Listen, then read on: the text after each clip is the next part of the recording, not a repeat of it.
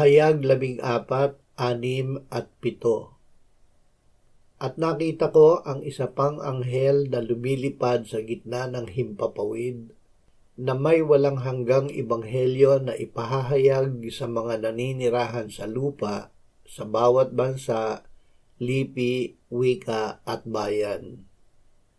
Sinabi niya sa malakas na tinig, "Matakot kayo sa Diyos at magbigay luwalhati sa Kanya, sapagkat dumating na ang oras ng Kanyang paghuhukom, at sambahin ninyo ang gumawa ng langit, ng lupa, ng dagat at ng mga bukal ng tubig."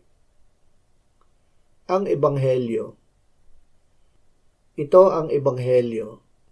Si Kristo ay namatay para sa ating mga kasalanan ayon sa mga kasulatan, at siya'y inilibing at muling binuhay ng ikatlong araw ayon sa mga kasulatan.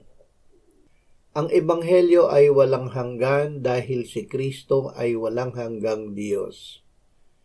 Sa simula ay ang salita at ang salita ay kasama ng Diyos at ang salita ay Diyos. Siya ang kordero na pinaslang buhat ng itatag ang sanlibutan.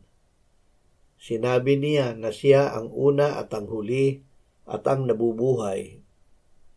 Siya ay namatay, ngunit ngayon ay nabubuhay magpakailan paman.